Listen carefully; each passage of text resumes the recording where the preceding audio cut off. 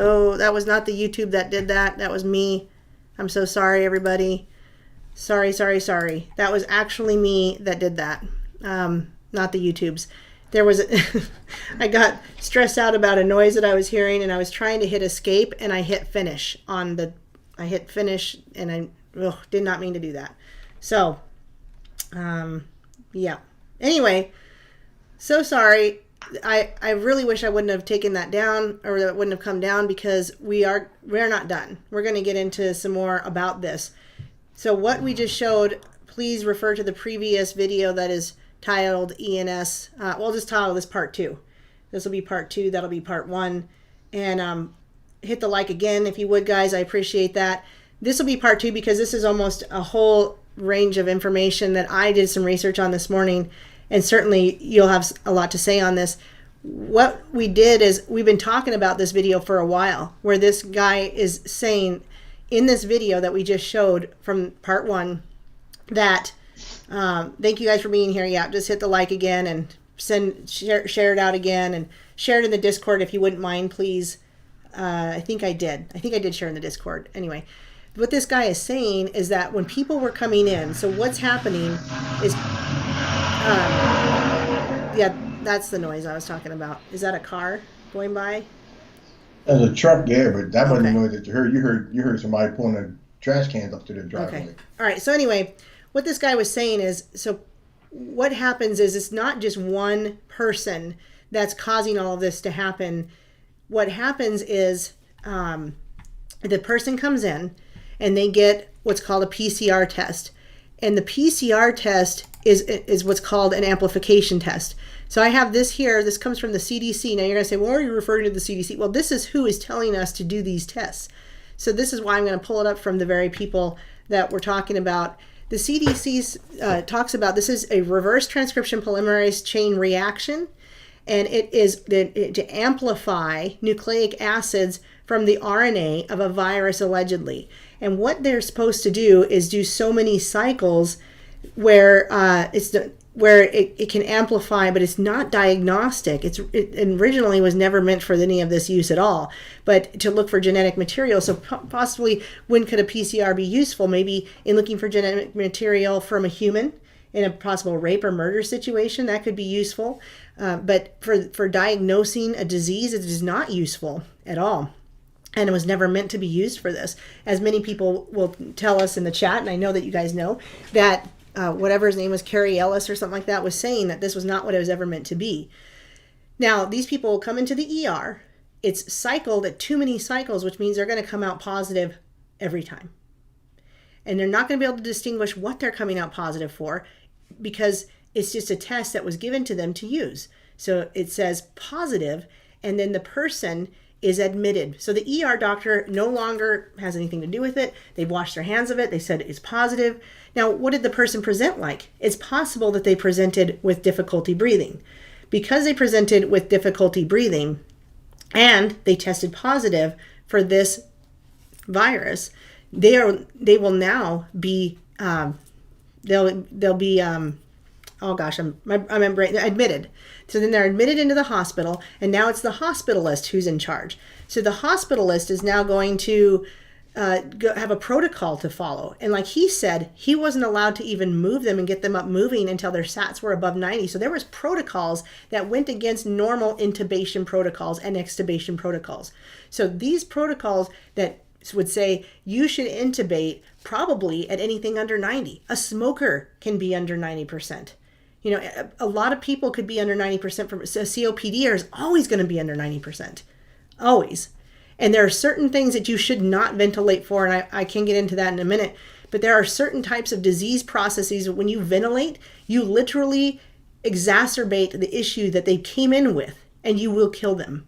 But also, if you don't kill them by exacerbating the issue they came in with, which is, by the way, not COVID, okay, it's something else. But when you exacerbate, or if you didn't exacerbate that illness, what you've done is you put them on a ventilator that can cause an illness of its own, called ventilator-induced illnesses.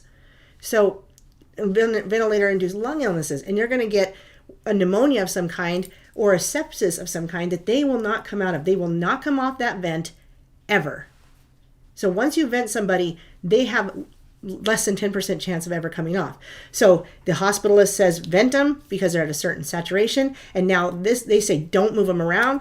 They tell the pulmonologist don't do the right thing for them. Don't move them around until they're above 90. Keep them on this vent that they will probably die on at some point. And that was the protocol.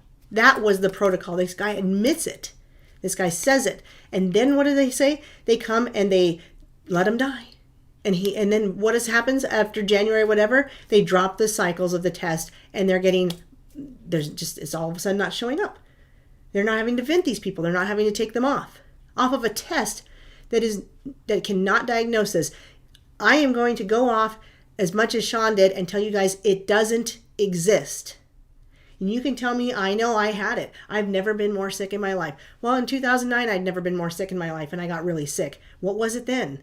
Should I have gone to the ER and get put on a vent? No. So it doesn't exist. It is, like Shawn said, it is the boogeyman. This test does not diagnose it. Well, maybe it's the antibody test. Okay, before I go there, I want to bring up this article called Spartacus. My dad sent this to me, and this was written by somebody that calls himself Spartacus, and they've had enough. Watch the controlled opposition on this. Just watch the controlled opposition on this. This person has had enough. They've been forced to watch America and the free world spin into an inexorable decline due to a bio-warfare attack. Shawn, would we still be alive if this was a bio-warfare attack? No. What kind of bio warfare are they running if everybody's still alive? And at the same time, why would they tell us to do certain precautions if they wanted to kill us? If this was real, and we could be spreading it around at a fast pace if we were less than 6 feet away, they wouldn't tell us to stay 6 feet away. They would tell us to gather together. They would tell us to be they wouldn't tell us to wash our hands. They wouldn't tell us to do precautions. If this was something that they intended to kill us, they would be killing us. It would be so easy. Just let us live and not know. We wouldn't know anything. We wouldn't know about this if this is something that they released to as a bioweapon to kill us, because they wouldn't tell us because they want us dead. But if they want to control us, then they tell you, and they say do this, do this, do this, do this. Big difference. Killing us, don't say nothing. Just let this thing leak out and just wipe them out. They'll never know. Controlling us, tell them this, tell them that. Big difference. Thanks again for everybody for being here again. I will title this better as part 2 next time, but this is going to get into some of the meat of what we were talking about. This, again, back to this control opposition article from an anonymous person. Anonymous person. Come on now. What is this, Q? So we, along with countless others, have been victimized and gaslit by propaganda and psychological warfare operations being conducted by an unelected, unaccountable elite against American people and our allies. Blah, blah, blah. I don't care about the rest of the story. Summary. COVID-19 is a blood and blood vessel disease. How does this person know anything about it? Who are they? Well, they don't tell us. SARS-CoV-2 infects the lining of human blood vessels, causing them to leak into the lungs. Causing what to leak into the lungs? Who wrote this? Infects the lining of human blood vessels, causing them to leak into the lungs. The human blood vessels. By the way, this person will go on to say that this isn't a respiratory illness. Current treatment protocols. Now that there's some truth in this, because what is this? How many truths for one big lie? 99. Current treatment protocols are actively harmful to patients. Agreed. Accelerating oxidative stress. Agreed. Causing severe villi. Ventilator-induced lung injuries. Agreed. The continued use of ventilators in the absence of any proven medical benefit constitutes mass murder. Agreed. Existing countermeasures are inadequate to slow the spread of what is an aerosolized, that means not droplet, that means it's going through the air, and potentially waterborne virus. Now, who cares if it's in the water, if it's in the air? Why do we even care? If it's in the air, all I have to do is breathe and you can catch it. That's all I have to do. It's going to float along. It's never, you know what droplet means? In case anybody doesn't know, droplet means it goes so far and then it drops. Okay? It goes so far and then it drops. If it's in the air, this person who is, we don't know who it is, it's Spartacus, says it's aerosolized. So it's in the air. Anyway, various non-V interventions have been suppressed by both the media and medical establishment in favor of Vs and expensive patented drugs. The authorities have denied the usefulness of natural immunity against this COVID, despite the fact that natural immunity confers protection against all of the V's proteins and not just one. V's will do more harm than good. Agreed. The antigen that these V's are based on, which is a spike protein, may have an antibody-dependent enhancement, and current antibodies may not neutralize future strains, but instead help them to infect immune cells. Also, V'ing during a pandemic with a leaky vaccine, removes the evolutionary process from a virus to become lethal. Now, they're going to get into the pathophysiology of this. And I want everybody to pay attention. This is very important. What this person says is this is. They don't tell us how they know. And I cannot find anywhere where this has been isolated. I cannot find anywhere where we can actually test for antibodies. And I'll talk about that in a minute. But this person says this is not a viral pneumonia. It is a viral vascular endotheliitis and attacks the lining of the blood vessels, particularly the small pulmonary alveolar capillaries, leading to endothelial cell activation, sloughing, coagulopathy, sepsis, pulmonary edema, and ARDS-like symptoms. Well, it sounds like it's ARDS to me, but that's fine. Let's call it this thing. I gotta not get ahead of myself. So anyway, I have to remember to think the way I did it when I was going through. So any pneumonia that it causes is secondary to all of this.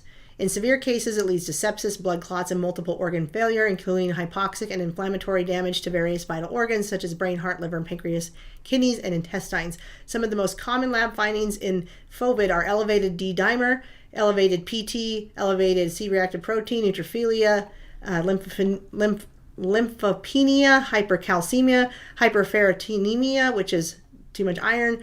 Lymphopenia is low white blood cell count. Hypocalcemia is low calcium. Essentially matching the profile of coagulopathy and immune system hyperactivation, immune cell exhaustion. Very interesting that this is doing that. It can present as almost anything due to the wide tropism of SARS-CoV-2 for various tissues and body's vital organs. While its most common initial presentation is respiratory illness and flu-like symptoms, it can present as brain inflammation, gastrointestinal disease, or even heart attack or pulmonary embolism. Or it could be those things. It could just be those things. Because you can't test for it. Why couldn't it just be those things? So in more severe cases with specific comorbidities such as obesity, diabetes, and hypertension, which cause those things. Those things happen in those people sometimes. So this is because these conditions involve endothelial dysfunction already, which renders the circulatory system more susceptible to this infection and injury by this particular virus. I'm going to go on a little bit further here. Anyway, in those who have it critically, they get sepsis, hypoxia, coagulopathy, and ARDS, which is the most common treatments are intubation, injected corticosteroids, and blood thinners. This is not correct for this one, though. In severe hypoxia, cellular metabolic shift causes ATP, which is energy, to break down into hypoxanthine, which upon the reintroduction of oxygen causes xanthine oxidase to produce tons of highly damaging radicals that attack the tissue. So what they're saying is when you put somebody on a ventilator with this, you actually exacerbate the problem and you kill them. Wow. Anyway, it goes on and on and on and talks about how this works, and it's very detailed. And I don't know how they know these things, but what I did do is I went on to look at pathophysiology of COVID on the NIH website as well, and it's fairly similar. But what it does say is that it talks about these spike proteins, and you're saying, why are you using the NIH? Because I want to compare to what this guy's saying to other. I went to several articles, you guys. I went to several on the pathophysiology, and there's not much. But this one talks about organ failure as well. This one talks about exactly how it's working, the mechanism of action into the invasion of host cells. Very similar to what this guy says, who goes by the name of Spartacus. Again, I'll drop that link. And then this one on the pathophysiology according to the NIH. And what it does say is the pathophysiology to this SARS-CoV-2 is very similar to other SARS-CoV-1 and others, and they all are classified. Look at this. In contrast, SARS-CoV, Middle East Respiratory Syndrome coronavirus, MERS, and SARS-CoV-2 are classified as beta coronaviruses. These coronaviruses, they infect a wide variety of host species. They are largely divided into 4 genera: alpha, beta, gamma, delta, based on their genomic structure. Alpha and beta only can infect mammals. Okay, so they're making up this delta garbage. They're making it up. The mu, the delta, all that stuff. These viruses are already only in those levels, including this one. And according to this, it affects ACE2, which understandably could affect your organ failure, because ACE2 is primarily in the brain, the heart, the lungs, and the liver. So if it affects angiotensin converting enzyme 2 and causes an interruption there, then you can see how you could have an organ failure. But the other coronaviruses do the same thing. So this is not novel according to the science. It's not novel. Interestingly enough, it is not novel. So back to Spartacus here, breaks down the pathology again. It's, like I said, talks about ACE2 inhibitors, an enzyme that of the renin-angiotensin aldosterone system, a hormone control system that moderates fluid volume in the body and the bloodstream. This is something you have to learn in medical school or nursing school. You have to understand how to keep a body, when they come in, if they've got like too much acidity or they've got too much alkaline, you have to know how to get them back to these kinds of things. And this is part of that, is talking about this hormone control system that moderates fluid volume in the body and the bloodstream. And those are very important when you're in the medical field to learn. So everybody in the medical field should understand what this guy is saying. However, nothing that he's saying is different according to the NIH for other coronaviruses. This is driving me nuts, because this woman is saying this is real, and here's what it does, and here's how they're killing people. So they're not only saying it's real, but then they go on to push how it's transmitted. It's airborne. They're saying it's going through the air. Otherwise, it would have never gotten here so fast. I think that's impossible, because if it was really existed to the extent that he says it does, and it was going through the air, we would have all had it by now. Also, nowhere in these 2 articles, both of them, on the pathophysiology, do they ever explain why or how a person would lose their sense of smell or their sense of taste. Nothing. It doesn't even say that's actually a presentation, because he goes into presentation as well. Well, it doesn't say presentation on here, but it does talk about how a person will present. And of course, here on the pathophysiology, it's probably going to talk about how a person presents, and you can find how a person's going to present. Talks about the difference between adults and children. So back to this one, he says 6-foot guidelines are absolutely useless. In fact, don't you think this is terrifying? I'm reading how awful this can be and cause total organ failure, and that it's going to affect my endothelial tissues, and I'm going to bleed into my lungs, and 6-foot guidelines are useless. Don't you find that a little terrifying? Very terrifying. I mean, this guy's scaring me. So anyway, of course, surgical masks aren't going to do any good. The minimum level of protection would literally be these massive respirators that you couldn't get. Also, ideally paired with a full-body Tyvek or Tychum suit, gloves, and booties with all the holes and gaps sealed up. That's what we talked about when we were talking about what people would have to be dressed like in order to be around something like this. Yeah. That's how they are in the lab. They're dressed like that in the lab. So it could also potentially be detected of sewage outflows. There may be oral fecal transmission. Who cares at this point about oral fecal transmission? Because it's in the air. I mean, this guy... I don't even know why he mentions it. Anyway, he goes on to talk about the V, and that this is the first thing he says. The V's for FOVID are not sterilizing. They're not doing that. Who is this person, and how does he know? They're not sterilizing. They're not doing this. Yes, they are. That is the goal, and we know it's the goal. They are leaky. That's what he says. This means they remove the evolutionary pressure on the virus to become less lethal. So normal virus on its own would become what is more contagious but less lethal. That's what he's saying. And this virus, this V, is actually making it so it doesn't do that.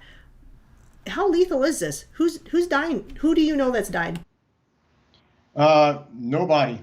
And all I know is I was told my uncle died from it, but he wasn't. He didn't. He was already on his deathbed. So I don't know anybody.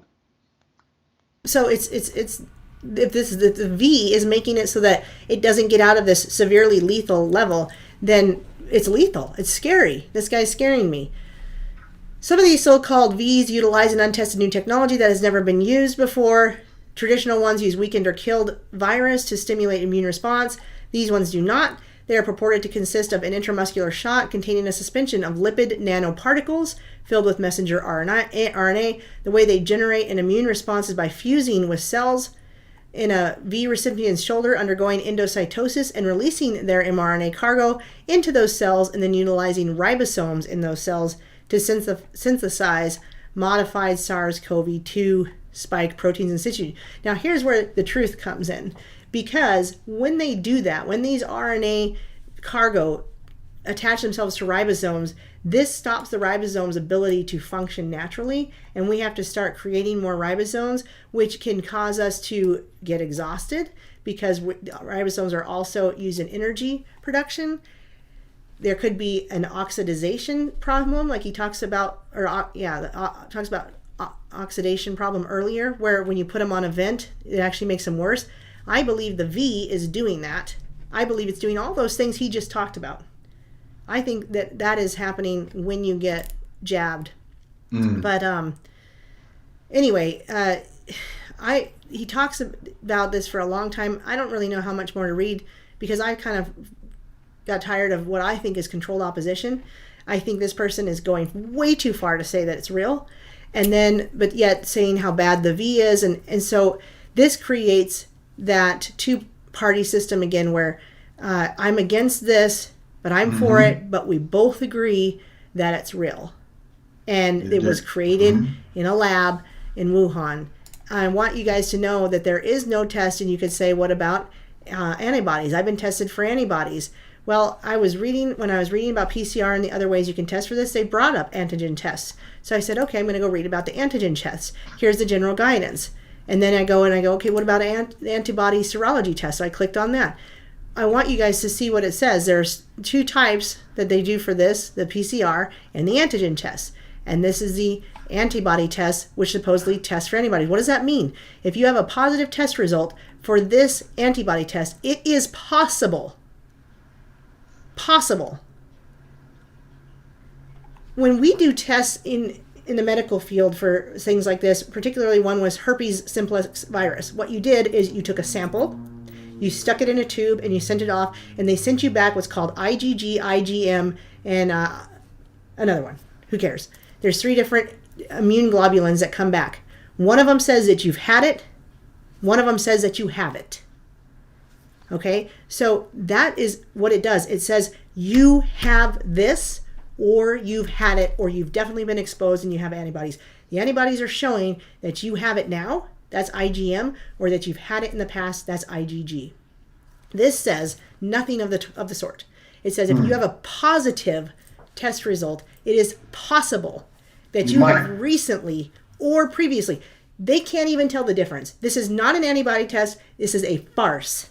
And if this Spartacus person is fed up, I tell you I'm 3 times as fed up, because none of this is real. By the way, how does a false positive occur? Read what it says. Because antibody tests may detect coronaviruses other than this one. So all these people that said, well, I got the antibody test and I'm checking. No, you didn't. You know what you got? You got a test to see if you've ever had a cold in your life. And it's not even looking to see if you have one right now. It's just saying you may have had one. You may have had one. What do you say to that, Shawn? I can't even speak anymore, because you just ran it all down so clear and plain that there's nothing more for me to actually say. But there isn't. I can't expound on that. How can you not hear what you just said and say, okay? The only way you can is if you're too proud to admit it. Spot on. Everything you said. Knowledge 2020 says, I think just like the predictive programming in Utopia, the show, I assume, They pre-planned a fake pandemic to force a rush scenario to push a worldwide V tainted with graphene black goo to release a demonic army. I don't think the graphene is the black goo, but that's okay. We can disagree on that. Another thing but you're right about what you said. You're right about what you said. Another thing they say here is, does a positive antibody test mean that I'm immune? Of course not. You know why? Because they don't know. They don't know. Because one, it doesn't exist. But two, they don't know which antibodies are showing up for. It could be a cold, you guys. And this it just drives me crazy. What does a negative test mean? A negative test means antibodies to the virus were not detected. It could mean you have not been infected. It could mean you have had it in the past, but did not develop or have not developed detectable antibodies. How is that possible? That's not how the body works according to science. When you hear them say themselves that they're labeling everybody with that died from anything with this, that should be enough. That was enough for me to understand what this was. Not let alone not seeing with my own eyes what they're saying is not adding up. If it walks like a duck and talks like a duck, it's a duck. And what I see adds up to what I think. And it doesn't add up to what they're saying. It just doesn't add up. I'm still here. You're still here. I still see the same people. All my kids are still here. They see the same people at their jobs. 6 kids all work different jobs, and nothing is different. Along with me and you and everybody else, look at your own life. Do you see anything different? The only thing you can say is that somebody told you something and you just believed it. Somebody could tell you you have $1 million in your bank account. A bank teller, we talked about this before, a bank teller can say, oh, Mr. Walden, you have $1 million in your account. Oh, okay, I'm just going to believe it and walk away. Or do I check and make sure, wait a minute, something's wrong? Do I check that? I'm going to check it. I hope I have it, but I'm going to check it. I'm not just going to walk away and then just go on a shopping spree, assuming that I have it. That's what we're doing with this. We're assuming that everything that they say is true without even looking. But it's not even too much investigating or researching we have to do. All you got to do is look around like this. What I see, something got to do. I want to point out something else. One thing Spartacus does say is that ivermectin can be an antiviral as well as an antiparasitic, and that turns out to be, according to the NIH, also true. And very interestingly enough, the NIH admits that ivermectin works very well against SARS-CoV viruses. In fact, it says that antiviral properties of ivermectin against these things has been shown to be very useful. And so, amazingly, there's a truth in plain sight. You can, if I drop the link to this, it's a very long, but it does admit that this works. And so what are they doing? I warned people, I said, this is just more big pharma stuff. It's just more big pharma. So if you get SARS or MERS, SARS, by all means, take it. Take ivermectin. But stop believing that this is a real virus and that you don't need to go get your ivermectin from your doctor or your hydrochloroquine or any of these. Because all they're doing is, somebody said this is not big pharma because it's only $1 per pill. Well, that's not the case, because guess what Pfizer's doing? They're coming out with a new one that is still ivermectin, and they're going to charge a boatload. And all those people on the right that go, it's real and ivermectin works because everybody told them that this is real and ivermectin works, and why else would they be censoring it? Well, because they want you to. They're not censoring it. How many people are talking about it and you can hear about it? Shadow banned and censored are not the same thing. By the way, people, if you're out there complaining about being censored, you're not. We're shadow banned. Okay, so we're not seen as much, but we're not being censored, or we'd all be shut down. And why are we not all shut down? Because they want you to know that you can go get this, and they want you to believe it's real. And what do people say? Well, I've been taking it every day now because I just take it, blah, blah, blah. Well, apparently it works as an antiviral as well, and not just an antiparasitic. But yes, the Congress fears it because they're parasites, so it would totally kill them, right? the The point is they want you to know about it so that they can make a drug, so that the people that are just kind of on the fence and just kind of hear about it, because they're hearing about it. They are. I mean, look at Project Veritas. They are not banned. They are not censored. There's a reason why. You can find their videos. Yeah. They want you to know. Yeah. So that everybody believes it's real. I mean, is it not just creating the most divisive world that you've ever seen? People that think like we do are the most dangerous people that they know, because we are saying it's not real. We're not saying that it was made here. We're not saying it was backed by this person.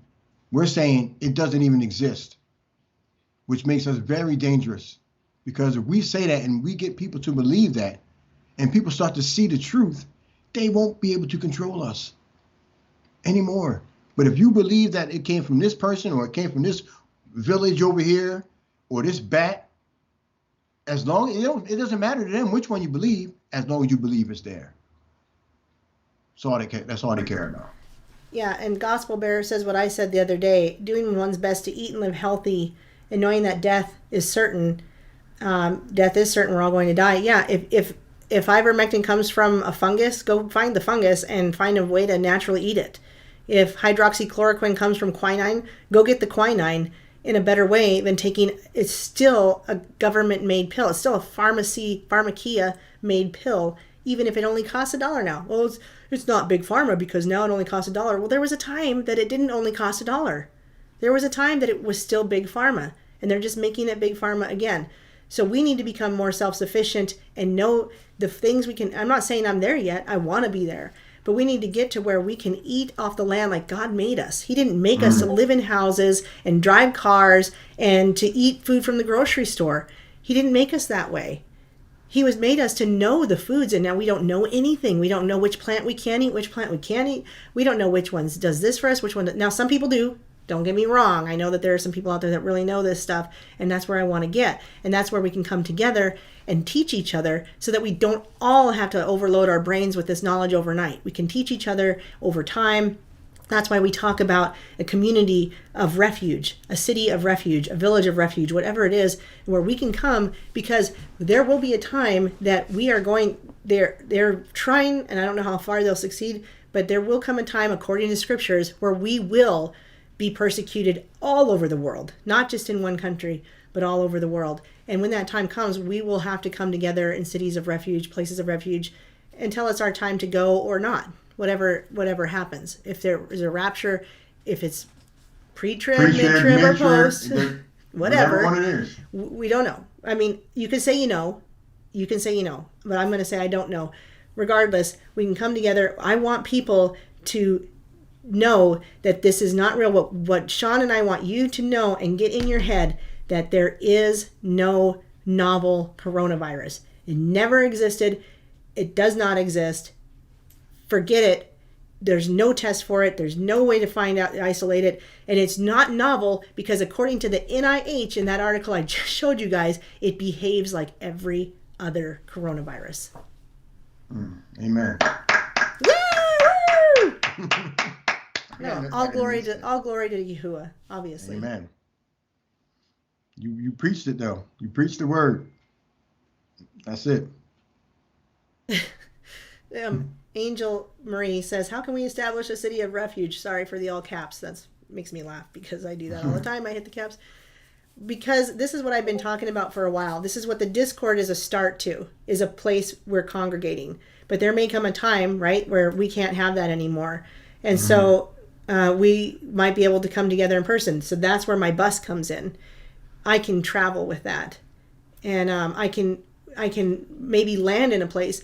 But we've talked, if you guys remember David Binswagel, who used to come on with me all the time, we talked about South America. We were serious about that. We were serious about finding land in South America and how do we come together? You got to just choose to come.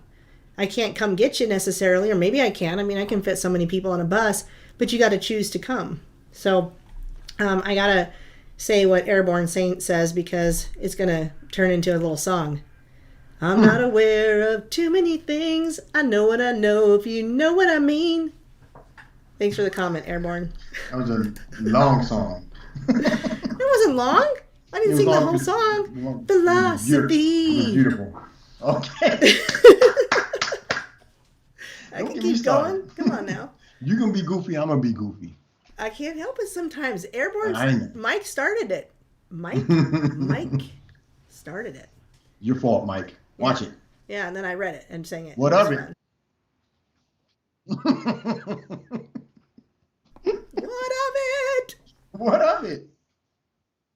Okay, so I don't have any more articles to go over. I really went through the gist of it.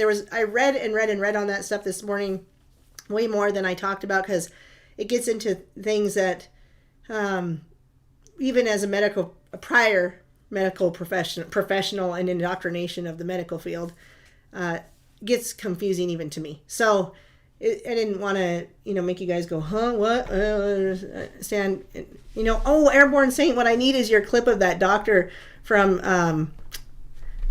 what's the movie? It's Idiocracy, where he's like,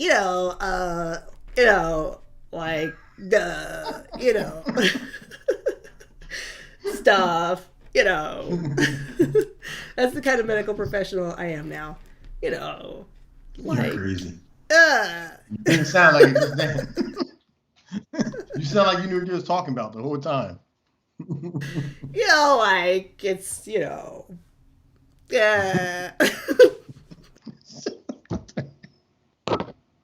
What the heck? Here you go. Yep, that's who I am now. I'm that new doctor. Scarecrow Strumpman, just listened to that song the other day. Love it. Okay. Oh, Airborne Saint's going to send me that clip. I need to start showing clips like that because it's too funny. Okay, any last words before we... Not really. No, I think any final thoughts, as Mike would say? I think we got it all out, and I'm glad we were able to come together and do this little news show. I think it's going to be a good show, and it can be a little light at times, which is fine, and I like the whole way we're doing this. So hope you guys tune in next Thursday. Actually, next Tuesday for Bible study, and next Thursday we're doing this again, same time each day, 2 p.m. Eastern.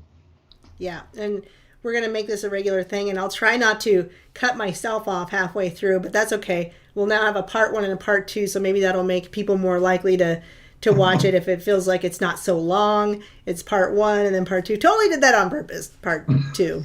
So, yeah, I appreciate you being here and taking the time, and we love your new song. I do.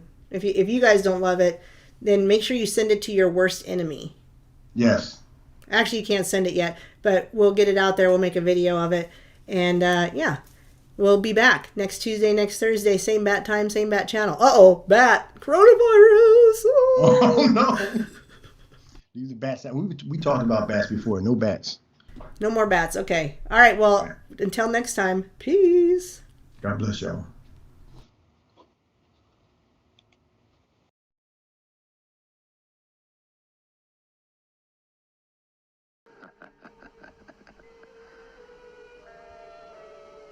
I guessed that you would be the only one who would dare to come here. You've got courage. Deep thoughts stay into my mind. Sometimes I wish that I was still blind and couldn't see how you fall for these things. The great deceiver pulling all of the strings. No drill, no test. Got you running around in a girl's dress. What a mess. Little Nas X, mind twisted. Lifeboat, you missed it. See us sailing off in the distance with no resistance. You fell for the lion, Satan persistent. He got his claws dug in deep. Even tells you when to speak, you ain't free. You in bondage to sinning. He got you thinking losing is winning. Murderer since day one. The only way out is to repent, believe in God's son. We're coming to expose the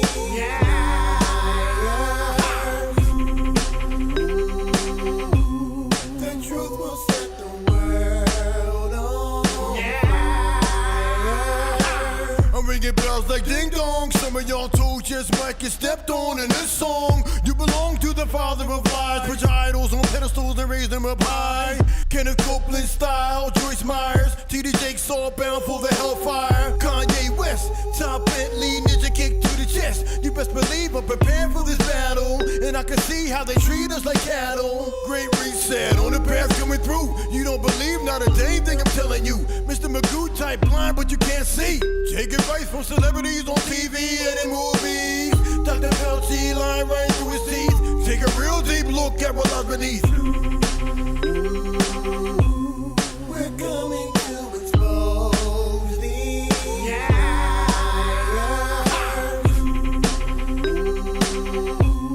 The truth will set the world on fire. Unbiblical teaching, cherry picking verses from the Bible and reaching. Preaching your own interpretation, deceiving your flock, leaving them to damnation. Tongue speaking and chants, walking like dogs, crawling on the ground, fake Holy Ghost dance. Pied Piper, followers are like mice, set you up just to worship the Antichrist. My advice, if you hear it, not Holy Ghost, but Kundalini spirit. Demon possession, you follow without question, ignorant to the spot that you get in. Take your ears you desire, get those you admire and raise them up higher. Their motives you do not inquire. Like Elijah, we torch them with fire.